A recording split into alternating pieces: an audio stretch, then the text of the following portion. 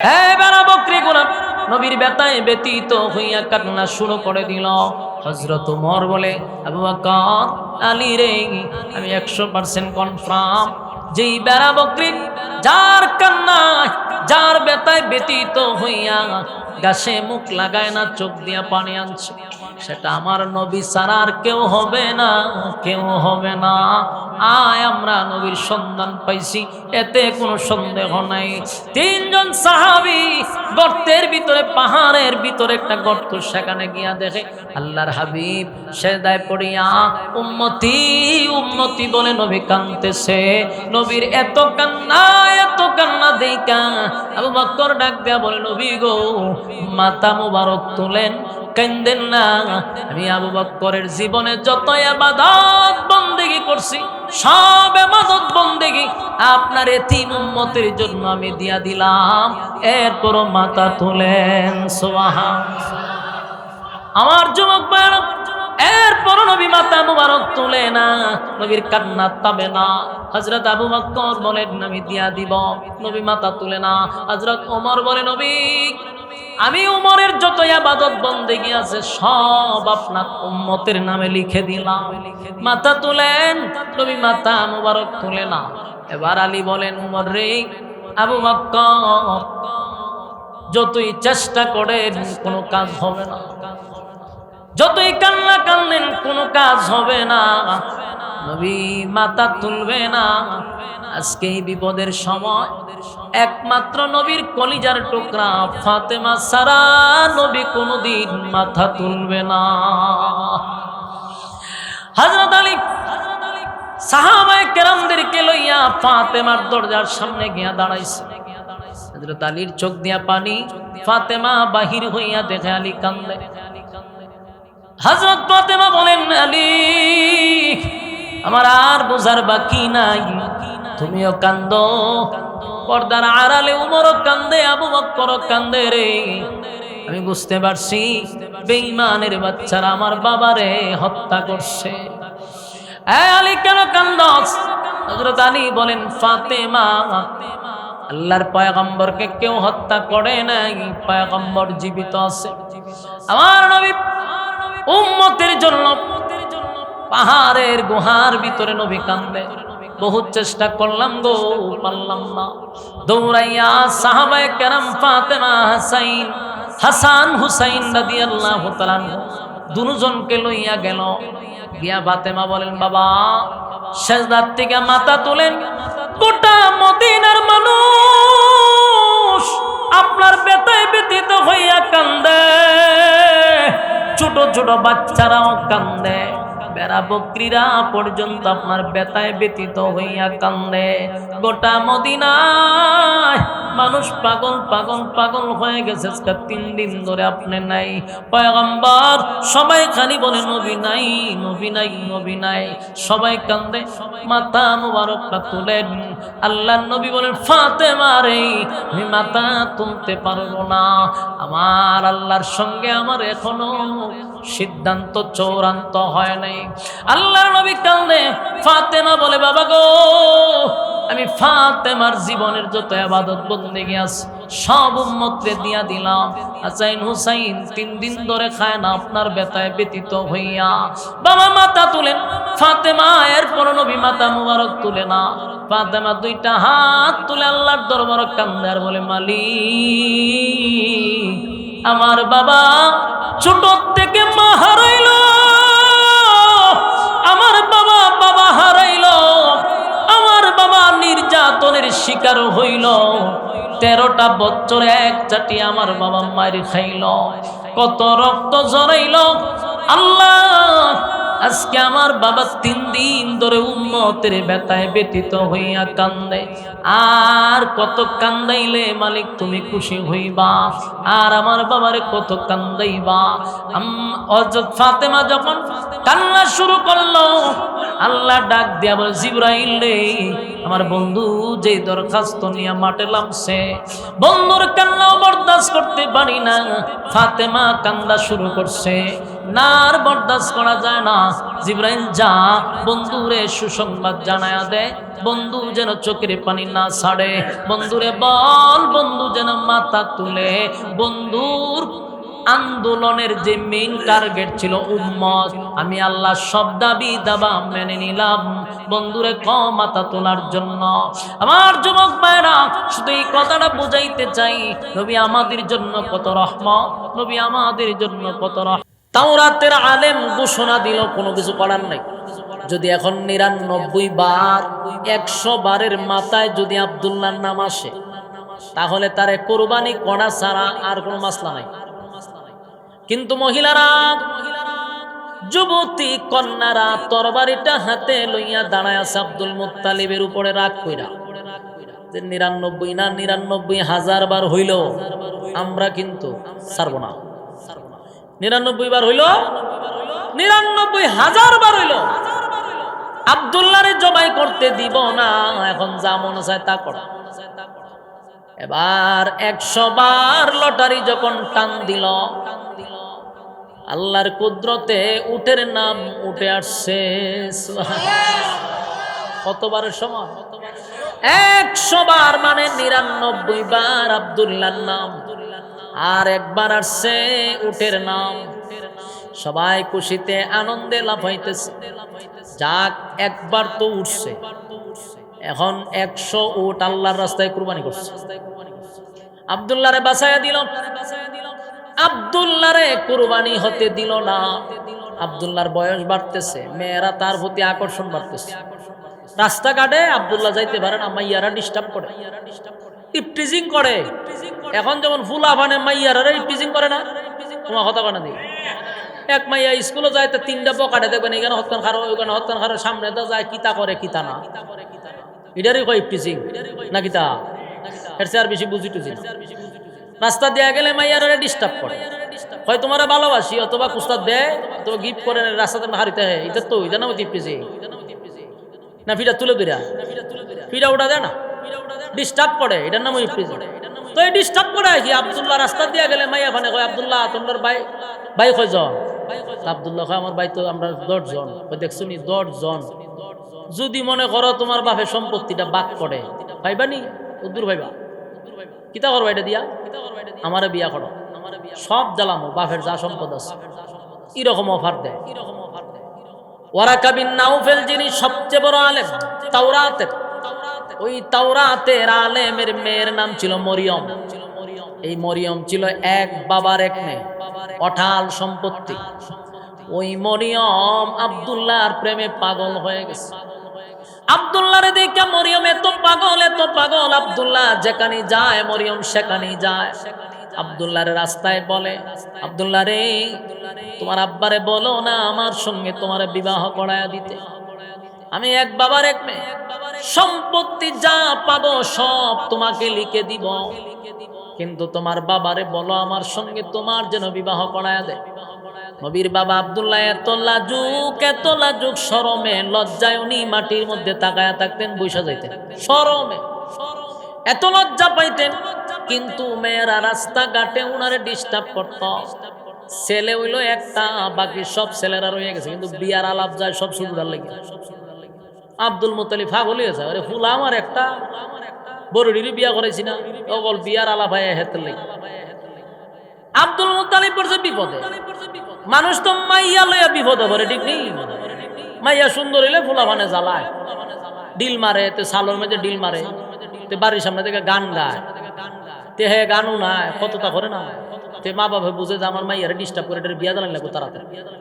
ওমা উল্টা, মানে আব্দুল্লাহরে লই আব্দুল মুত্তালিব আছে বিপদে। মাইয়া ফানে বাড়ির কাছে দেয় গান টান গায়, ডিলডুল মারে। আব্দুল মুত্তালিব চিন্তা হলো না, সব বনস করলেছে, সব বনস এরকম ফুলা লই আমি আমার সম্ভব না। মাইয়া ফান জোর করে যা বিয়া বইতো গা। আব্দুল মুত্তালিব করছে কি, আব্দুল্লাহরে লইয়া মক্কা সাইরা একদিন রাতের আধারে মদিনা গেছে গা। তখন মদিনার নাম মদিনা ছিল না, ও চলে গেছে। কেন গেছে? আব্দুল মুত্তালিব ব্যবসা করত, ব্যবসার সুবাদে ওখানে যাইতো। আব্দুল মুত্তালিবের একজন বন্ধু ছিল, ঘনিষ্ঠ বন্ধু। এই বন্ধুর একটা মাইয়া আব্দুল মুত্তালিবের দিকে বহু আগেই পছন্দ হয়েছিল। বন্ধুরে কইছিল, দোস্ত মাইয়াডারে বিয়া দিবার আগে আমার সাথে পরামর্শ করিস, তোর মাইয়াটা বড় সুন্দর, আমার ফুলাটাও সুন্দর, তুই বিবাহের আগে আমারে জানাইয়া করাইস, নাহলে সাবধানে আমার না জিগায় বিয়া দিস না। ওই আব্দুল মুত্তালিবে আব্দুল্লাহরে লইয়া গেছে মদিনায়। এখানে যাওয়ার পরে বন্ধুরে ধরছে, বন্ধুরে দোস্ত তুমি এত রাতে আমাদের এখানে আসলা, ঘটনা কি? তুমি তো ব্যবসার কাজ ছাড়া আসো না, পাইছি বিপদ ফিরা, তোর মাইয়া বিয়া দিস নি? না, কতে বালা কাম হয়েছে। আমিও আইছি অনেক দূর থেকে এই উদ্দেশ্যে। ওখানে আমি আইছি আমার ফুলা লইয়া, তোর বাড়ির বিয়া করাইয়া বউ লইয়াতে আমি মক্কায় যাবো। সুবহান। আব্দুল মুত্তালিবের সঙ্গে আব্দুল্লাহ বন্ধুর বাড়িতে গিয়া যখন বন্ধুর মেয়েরে দেখছে যে আমি আমার ছেলের সঙ্গে মেয়ের বিবাহ করাবো, ওই বন্ধুর মেয়ের নাম ছিল আমেনা। ওই বন্ধুর মেয়ের নামে আমেনা। আমি আমেনার সঙ্গে আমার ছেলের বিবাহ করাবো। আব্দুল্লাহর সঙ্গে আমেনার বিবাহ করায়া দিল। বিবাহ হয়ে গেছে। একটা সপ্তাহ আব্দুল মুত্তালিব ছেলেরে লইয়া ছিল কোথায়? মদিনায়। আর এক সপ্তাহ গোটা মক্কার মাইয়া পাগল পাগল হয়েছে। আব্দুল্লাহ কো?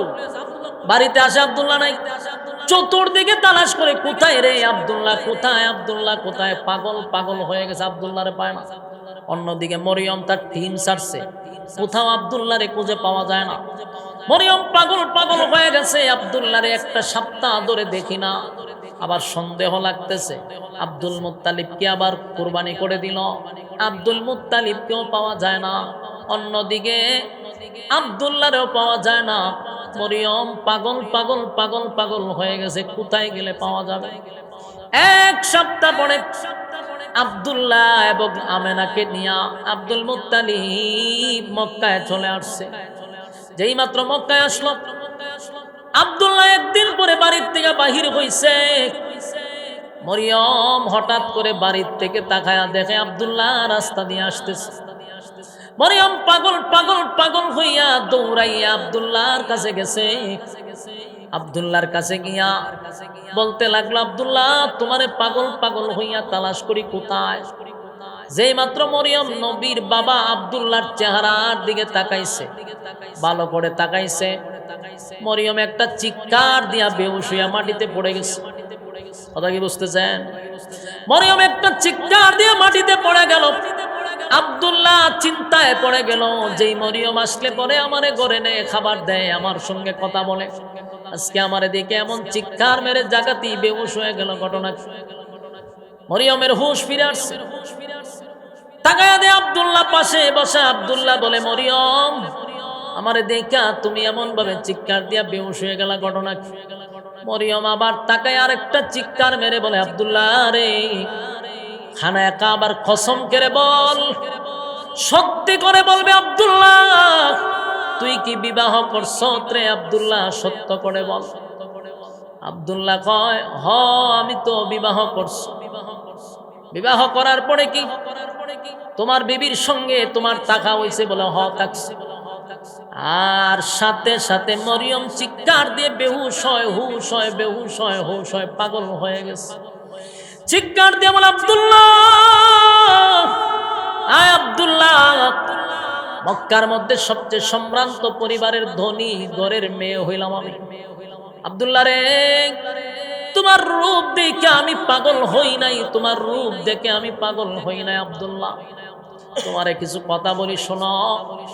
যেদিন তোমার বাবা তোমারে খানায় কাবার সামনে কুরবানি দিতেছিল, তরবারি তোমার গলায় লাগানোর কথা ছিল, তোমারে তোমার বাবা কাবার মালিকের নামে কুরবানি দেওয়ার কথা ছিল। সেদিন ৮০টা যুবতী কন্যা তরবারি লইয়া তোমার পক্ষে দাঁড়াইছিল। সেই ৮০টা মেয়ের নেতৃত্ব আমি মরিয়ম দিছি। সেদিন আমার নেতৃত্বে ৮০টা যুবতী কন্যা তোমার পক্ষে হইয়া দাঁড়াইছিল, এটা আমি করাইছি। আব্দুল্লাহ রে, তোমারে মেয়েরা বাড়িতে ডিস্টার্ব করতো, এগুলা মেয়েরা ডিস্টার্ব করতো না, আমি করাইতাম। কারণ তোমারে বিবাহ করার জন্য আমি কেন এত পাগল পাগল পাগল হয়েছি জানো? এ আব্দুল্লাহ, আমার বাবা হলো তাওরাতের একজন আলেম।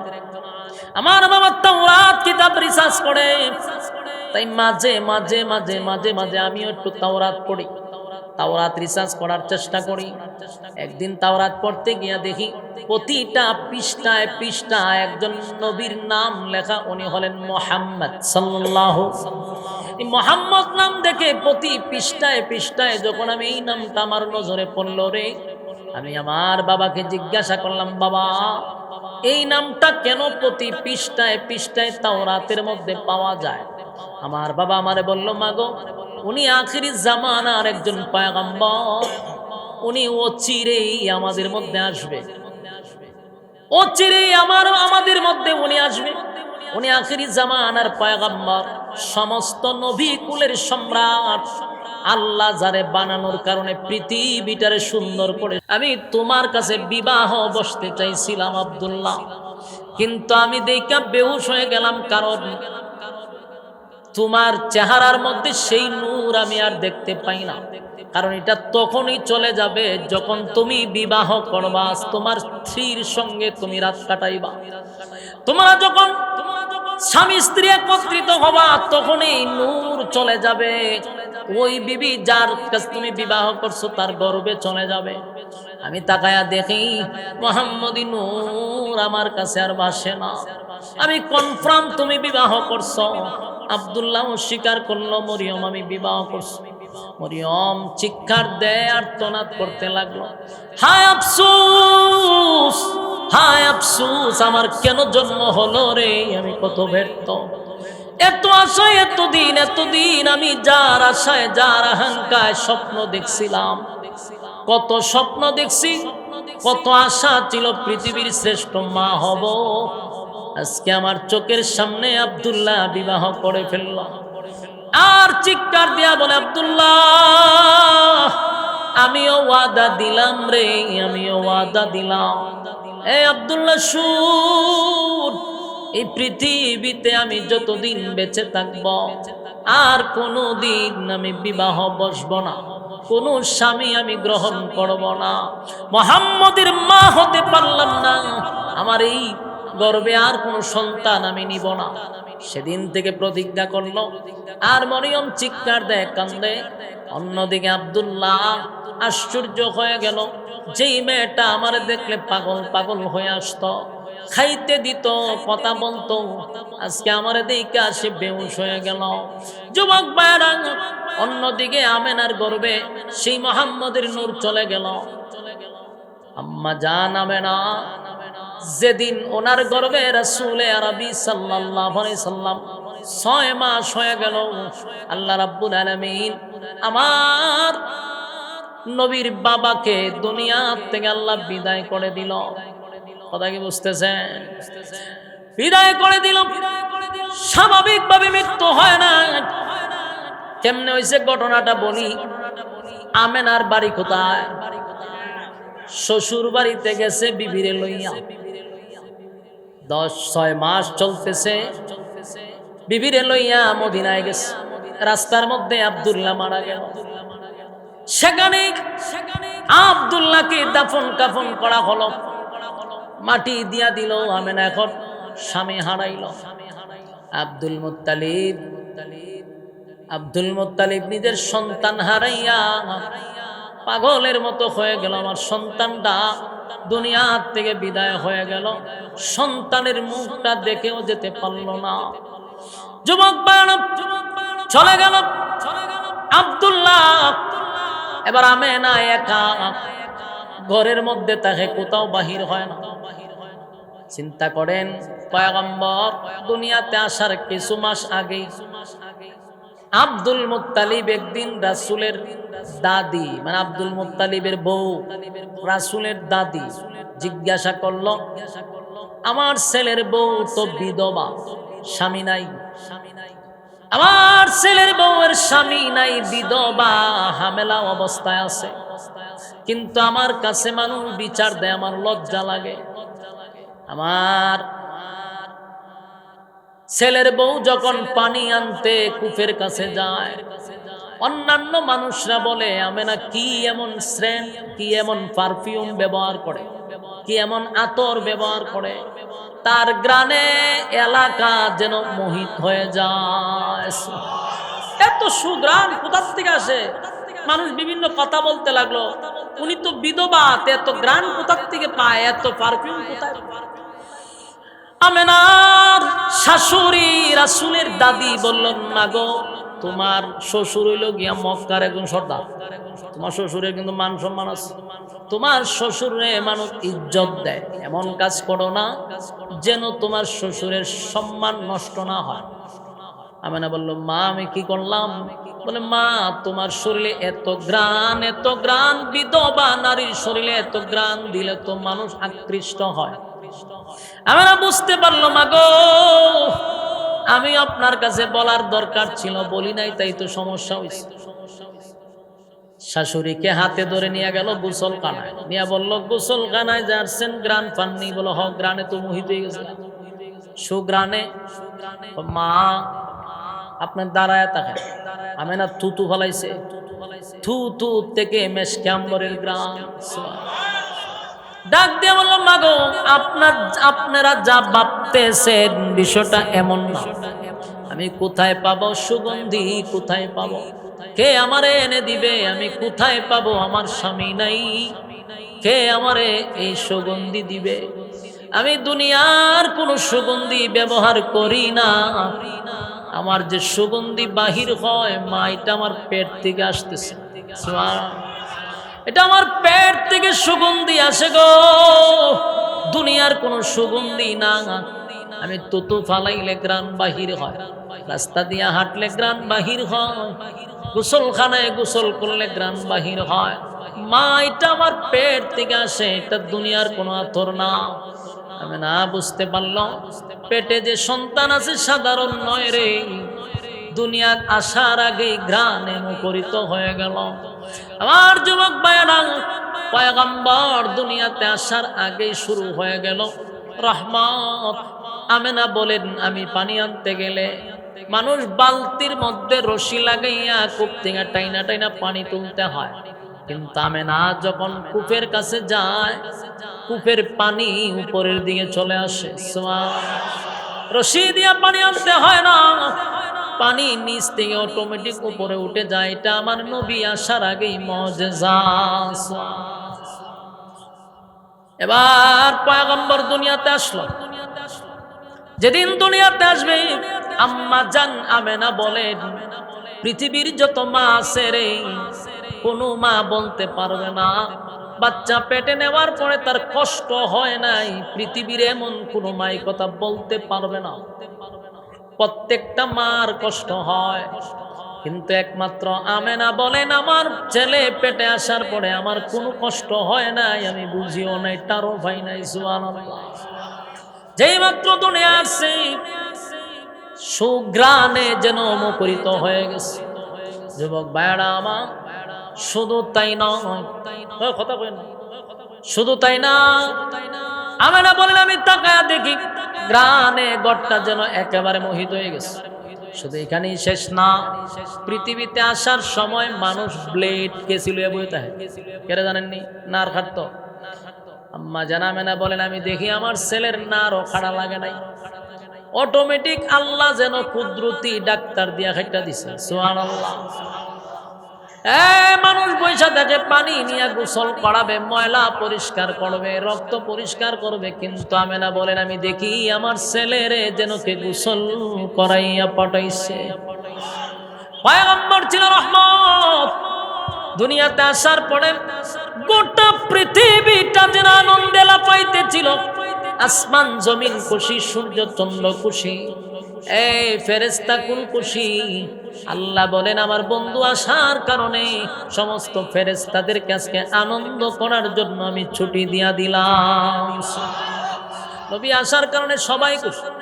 আজকে একদল মানুষ বলে আমাদের আলেমরা নাকি ব্যাপারে খুশি না, হয় নবী আসছে কওমি আলেমরা খুশি না, না তুই খুশি? হ্যাঁ, হয় আর খুশি না, তো তুই খুশি নি? তুই কি তা করো? নবীর নামে দিয়া নবী আইছে, এই আগমনে কেক কাটে, কেক কাটার, কেক কেটটা খুশি, আনন্দ। নবীর আগমনে ডুল বাজনা বাজায়, তাই না আনন্দ মিছিল করতেছে, ডিজে গান গায় নবীর আগমনে। ওমা আমি নিজে দেখছি তো, বিশ্বাস করেন না? ওই ফিকাবের মধ্যে খালা টুপি খালা পাঞ্জাবি লাগাইয়া ডুল লইয়া বাইরিতেছে নবীর আগমনে। এটা বলে খুশি? মানে এটার বিরুদ্ধে খাল্লা করে দেখছেন নি নবীর দুশ্মন।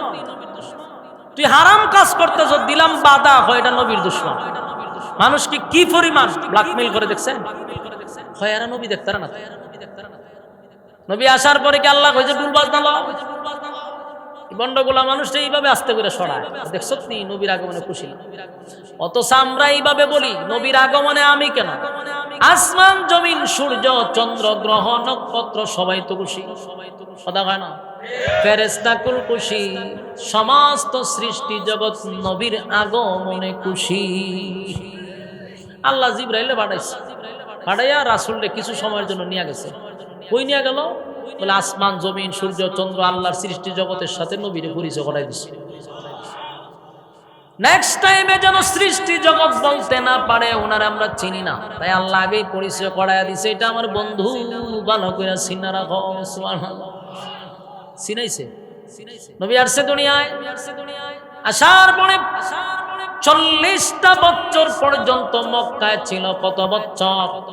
মানে নবুয়তের আগ পর্যন্ত 40টা বছর তাদের সঙ্গে শিশুকাল যৌবনকাল সব কাল তাদের সামনে রাসূল ছিল। মক্কার লোকের সামনেই তো রাসূল বড় উঠছে, শিশুকালও দেখছে তারা, যৌবনকালও নবীর দেখছে।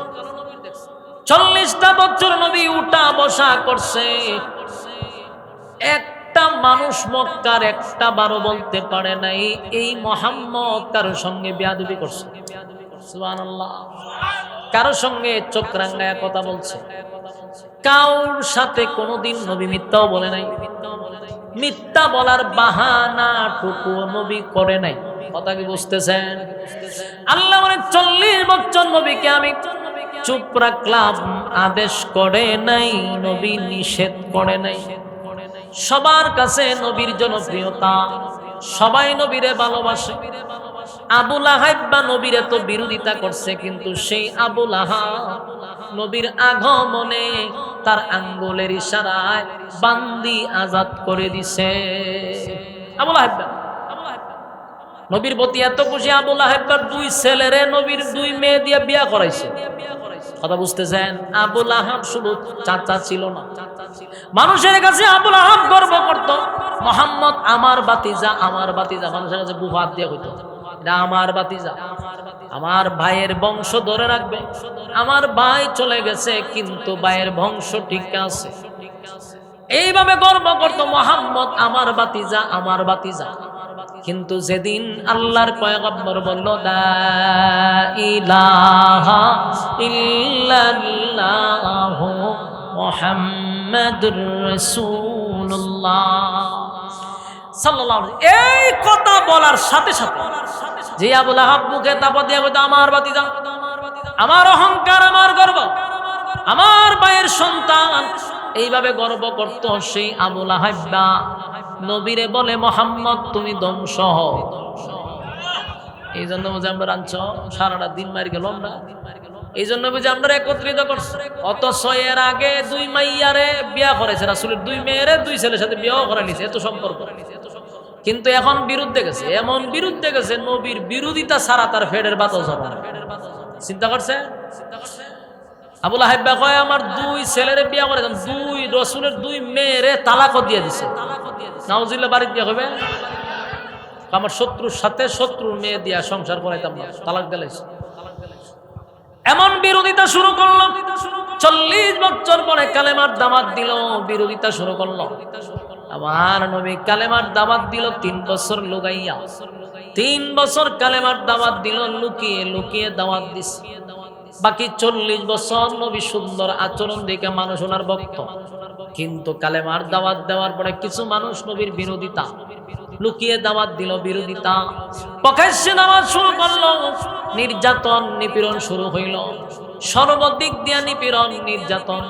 আবার 13 বছর নবুয়তের পরে মক্কায় থাকলো, শুধু নির্যাতন সহ্য করছে, শুধু নির্যাতন।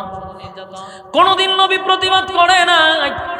আল্লাহ অর্ডার দিল বন্ধু চলে যা, কোথায়? বলে মদিনায় যাবে। মদিনায় চলে গেল। সেখানে গিয়েও তারা যুদ্ধ করতে চায়, কিন্তু আমার নবী চরিত্র আর আখলাক দিয়া গোটা পৃথিবী জয় করছে। বেঈমানরা কালেমা পড়তে বাধ্য হয়েছে আমার নবীর চরিত্র আর আখলাক দেখা। নবীর চরিত্র আখলাক দেখা বেঈমানরা কালেমা পড়ছে। আমার যুবক ভাইরা, আল্লাহ নিজেই বলছে, ওমা আরসালনাকা ইল্লা রাহমাতাল লিল আলামিন। আমার বন্ধুরে, পৃথিবীর জমিনে পাঠাইছি শুধুমাত্র কেবলমাত্র তোমাদের জন্য রহমত স্বরূপ। নবী তোমাদের জন্য আদর্শ। নবীর অনুসরণ অনুকরণ, নবীর এতাআত করো। নবীকে তোমরা আইডল মানো, নবীরে তোমরা আইকন মানো। এই বিজাতিদের আইডল মানার দরকার নাই। ইহুদি খ্রিস্টানদের আইডল আমাদের যুবকরা মানে, কিন্তু আমার নবীর রঙে যদি তোমরা রঙিন হও, দুনিয়াও সুন্দর, পরকালটাও তোমার সুন্দর হবে। ঠিক নেই আমার যুবক ভাইরা?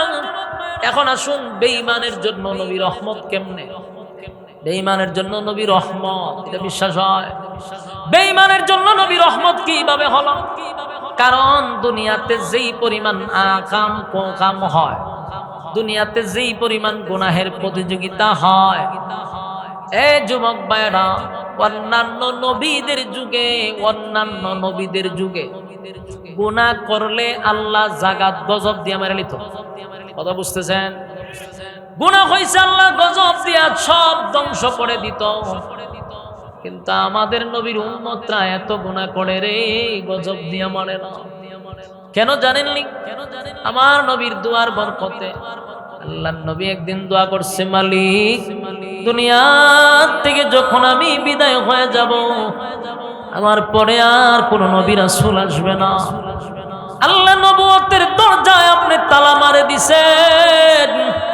আমার এই এতিম উম্মতরা শয়তানের ওয়াসওয়াসায় পড়ে, শয়তানের ধোঁকায় পড়ে আমার এই গুনাহগার উম্মতরা গুনাহ করবে, আল্লাহ আপনার নাফরমানি করবে, আল্লাহ আপনার রাগ কইরা, আল্লাহ আপনি গুসা কইরা আমার এতিম উম্মতকে গজব দিয়া ধ্বংস কইরেন না। আল্লাহ ধ্বংস কইরেন না, আল্লাহ গজব দিয়া ধ্বংস কইরেন না। এই যুবক ভাইরা, নবী আমাদের জন্য রহমত, নবী আমাদের জন্য রহমত। কত চিন্তা উম্মতের জন্য। মাঝে মধ্যে নবী হারায়া যাইতেন, সাহাবীরা নবীরে তালাশ কইরা পাইতো না। কথা বুঝতেছেন? মাঝে মধ্যে নবীরে পাইতো না, নবী হারিয়ে যেতেন। সাহাবায়ে কেরাম একবার নবীরে পায় না, কান্নার রোল পড়ে গেছে। গোটা মদিনায় কান্নার রোল পড়ে গেছে, নবী নাই, নবী নাই, নবী নাই। কান্না শুরু হয়ে গেল। কেউ মনে মনে ভাবতেছে কোন বেঈমান মনে হয় রে আমার নবীরে হত্যা করছে, নাউজুবিল্লাহ। কান্নার রোল পড়ে গেল, কোথাও নবীরে পাওয়া যায় না। নবীরে মাঝে মধ্যে না পাইলে ফাতেমার ঘরে নবীরে পাওয়া যাইত। সেদিন ফাতেমার ঘরে গেল, কোথাও মদিনায় পাওয়া যায় না। আবু বকর পর্যন্ত খবর হয়ে গেছে, হযরত ওমর পাগল পাগল হয়ে গেছে, কোথাও নবীরে পাওয়া যায় না। আবু বকর পাগল হয়ে গেল, ওমর পাগল হয়ে গেছে, কিরে আমার নবীরে মদিনায় কেন দেখি না? হযরত আলী কান্দে, ওমর কান্দে, আবু বকর কান্দে, বেলাল কান্দে, নবীরে কেন পাওয়া যায় না?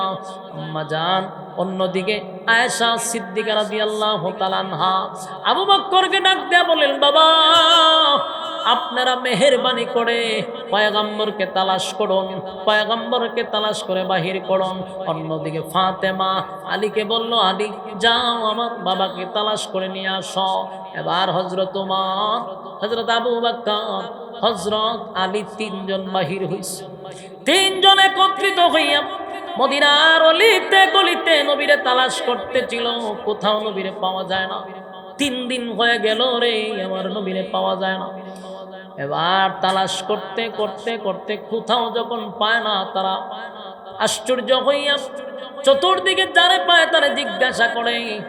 একটা সময় পাহাড়ের এক জায়গায় গিয়া দেখে একটা রাখাল কতগুলা উট বেড়া বকরি নিয়ে বসে আছে, কিন্তু সাহাবায়ে কেরাম রাখালের দিকে তাকাইয়া আছে, আর রাখাল তার উট বেড়া বকরির দিকে তাকায় আছে।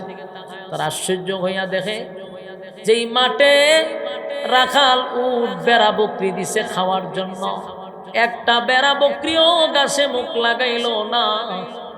সবগুলা রাখাল আর বকরির চোখ দিয়া পানি ঝরতেছে।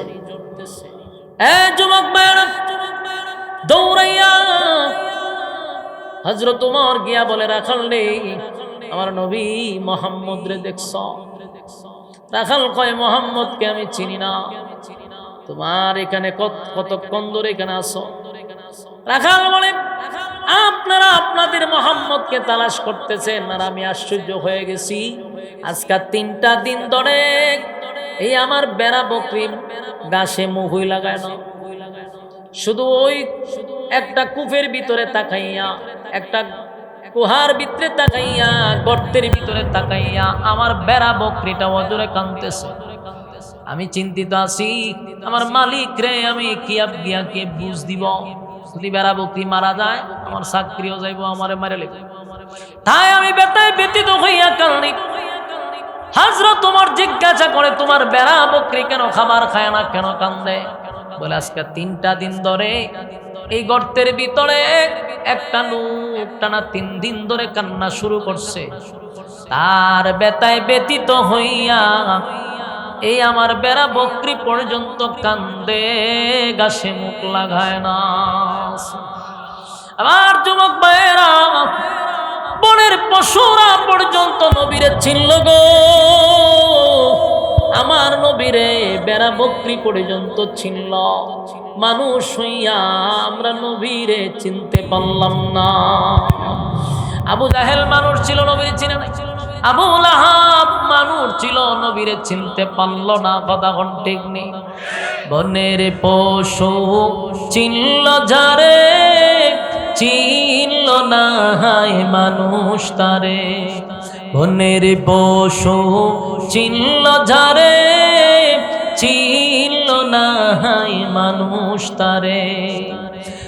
আল আহাদে ডাকে দিলে তাই, আল আহাদে ডাকে দিলে তাই, কাপের বেদিন পাথর মারে। চিনল না হায় মানুষ তারে, চিনল না হায় মানুষ তারে।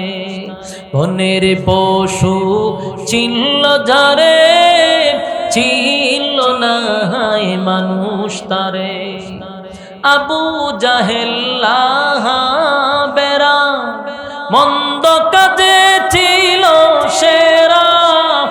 আবু জাহেল বেড়া মন্দ কাজে ছিল সেরা। আকাশ বাতাস কাঁদে যেন,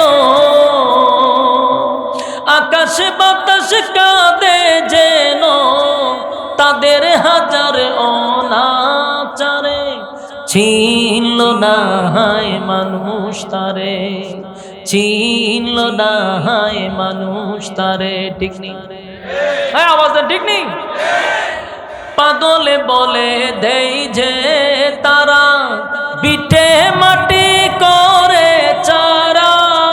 পাগলে বলে দেই যে তারা, বিটে মাটি করে চারা।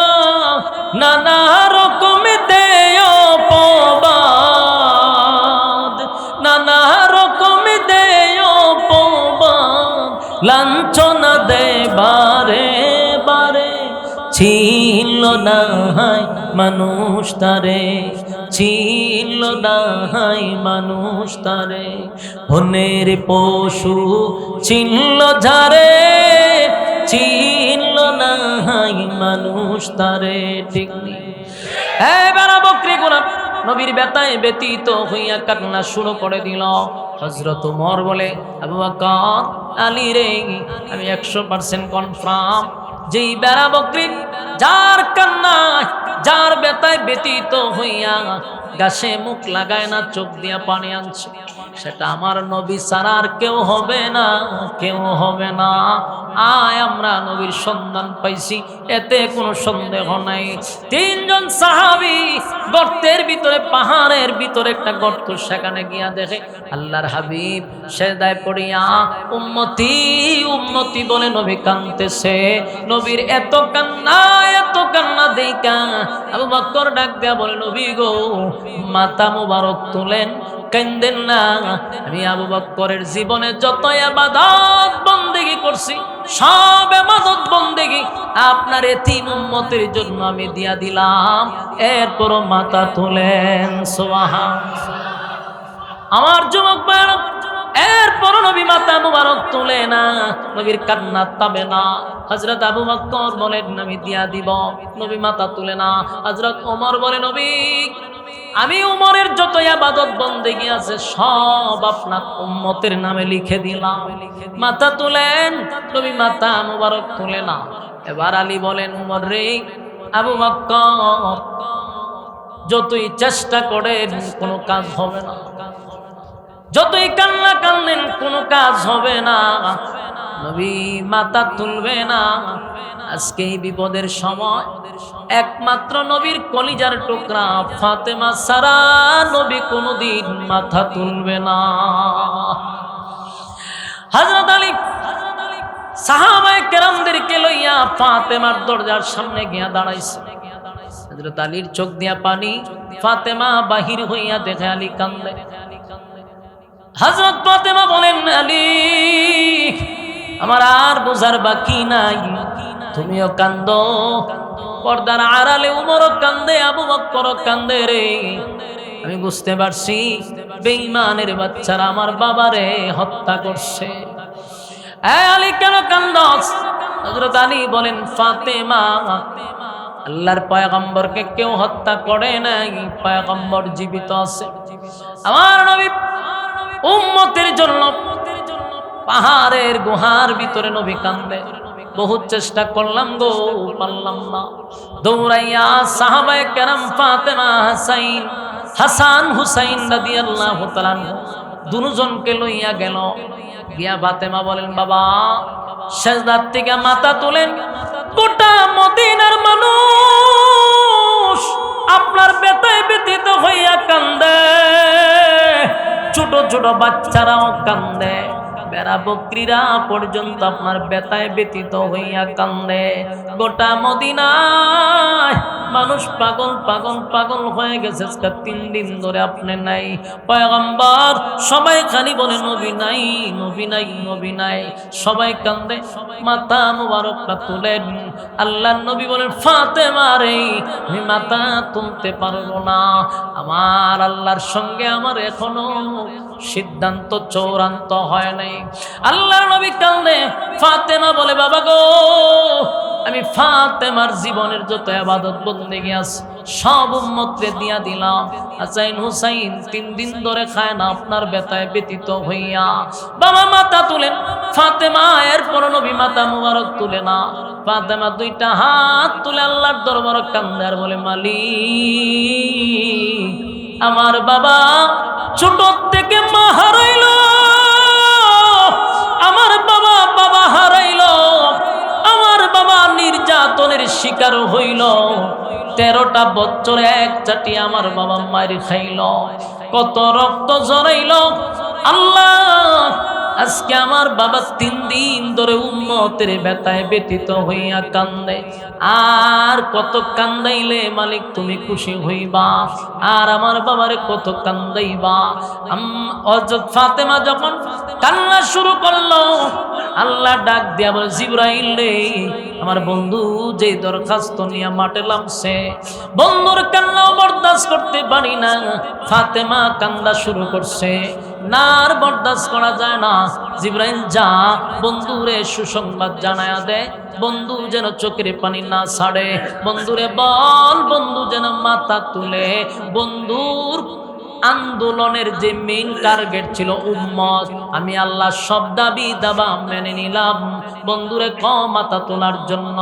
আমার যুবক ভাইরা, শুধু এই কথাটা বুঝাইতে চাই, নবী আমাদের জন্য কত রহমত, নবী আমাদের জন্য কত রহমত। জিকির করেন লা ইলাহা ইল্লাল্লাহ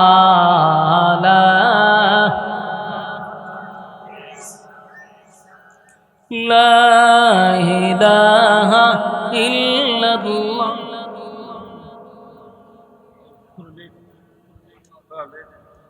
লা ইলাহা ইল্লাল্লাহু মুহাম্মাদুর রাসূলুল্লাহ সাল্লাল্লাহু আলাইহি ওয়াসাল্লাম। যুবক ভাইরা, যেই কথাটা আমি বুঝাইতে চাচ্ছিলাম, বলুন আমার নবী আমাদের জন্য কত রহমত, কত রহমত, কত রহমত। আল্লাহ বলেন ওয়ামা আরসালনাকা ইল্লা রাহমাতাল লিল আলামিন, বন্ধুরে রহমত স্বরূপ পাঠাইলাম। দেখেন 3 দিন ধরে আল্লাহর নবী কান্দে আর বলে, মালিক আমি দুনিয়ার থেকে বিদায় হয়ে যাব, এই পৃথিবী ছেড়ে আমি চলে যাব। আমি জানি আমার পরে কোনো নবী আপনি পাঠাবেন না, কোন রাসূল আপনি পাঠাবেন না। নবুয়তের দরজার মধ্যে আপনি তালা মারে দিলেন, আর কোন নবী রাসূল দুনিয়ায় আসবে না। মালিক আমি যদি দুনিয়া থেকে বিদায় হয়ে যাই, মালিক আমার গুনাহগার উম্মতের কি অবস্থা হবে? আমার গুনাহগার উম্মতের চূড়ান্ত সিদ্ধান্ত না হলে আমি মাথা মুবারক তুলব না।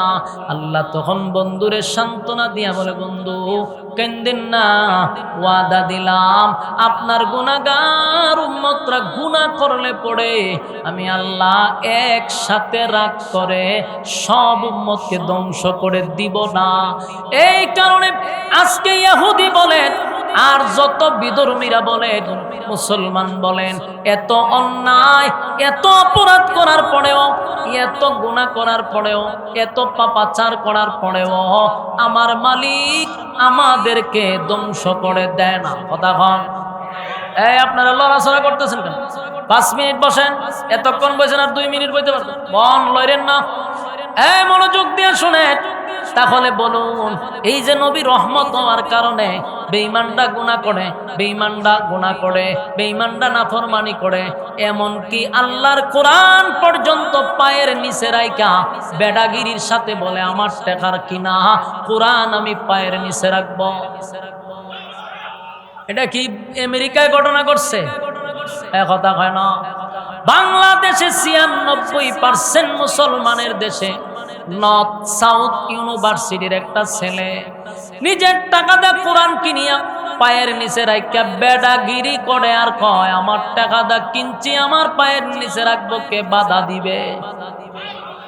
বলুন, আল্লাহ যদি নবীর সঙ্গে চুক্তি না হইতো গো, নবী আল্লাহর সঙ্গে চুক্তি করছে, মালিক আমার উম্মতরে আপনি গজব দিয়া মাইরেন না। যদি চুক্তি না করত তাহলে সাথে সাথে ভূমিকম্প দিয়া সব ধ্বংস করে দিত। আল্লাহ ধ্বংস করে না নবীর খাতিরে। আর এরা মনে করে কোরআন পড়ছি তো কি হইছে, কিছু হয় না। তো এই বেডাগিরিটা কেন দেখাইতে পারে? আমার নবীর কারণে, নবীর মায়া দয়ার কারণে, নবী উম্মতের জন্য মায়া ছিল। আল্লাহর সঙ্গে নবীর কথা ছিল, মালিক আমার উম্মতে গুনাহ করলেই আপনি তারে ধ্বংস কইরা দিয়েন না, উম্মতরে সুযোগ দেন, উম্মতরে শুধরানোর সুযোগ দেন। আমার 96% মুসলমানের দেশে তাইকা আমার নবীরে গালি দেয়, ব্যঙ্গ করে, আমার কোরআনের উপরে আঘাত করে। কিন্তু সবচেয়ে বড় আশ্চর্য হলো 96% মুসলমানের দেশের নেতারা পর্যন্ত একটা জোরালো প্রতিবাদ করেন। প্রতিবাদ করে না, এরা ভারতকে খুশি করে, আমেরিকাকে খুশি করে, নেতাগিরি করবি। 96% মানুষের ভোট নিয়া আর 5% মানুষকে খুশি করতে চাস। এই বাংলাদেশে এমন দালালি করে দ্বিতীয়বার কেউ চেয়ারে বসতে পারবে না। ঠিক কিনা বলেন? কোরআনের উপরে আঘাত হইলে প্রতিবাদ নাই। এই মানুষ ধর্মকে বিক্রি করে দিচ্ছে, এরপরে কোনো প্রতিবাদ নাই। কেউ বাবার মন্দিরে গিয়া হয় রোজার ভোজা সমান, আছে না নাই? এই যে এদের কারারে খুশি করলো, 5% লোকরে খুশি করছে। কয় পার্সেন্ট? 5% লোকরে খুশি করতে গিয়া 96% মানুষের কলিজায় আঘাত দিছে। এরা আবার স্বপ্ন দেখে, কেউ আবার কোরআনের আইন মানতে রাজি না, কোরআনের শাসন ব্যবস্থা মানতে রাজি না। এটা ডাইরেক্ট আয়াত শিকা, এরকম যদি আপনারা আঘাত দিয়া দিয়া চেয়ারে বসতে চান, এটা আমার দল হোক আপনার দল হোক, আল্লাহর কসম সেই দলের উপর গজব আসবে, সন্দেহ না। ঠিক কিনা বলেন? আমরা কোরআনের উপর আঘাত আসবে প্রতিবাদ না করার মানেটাই হলো সমর্থন করা।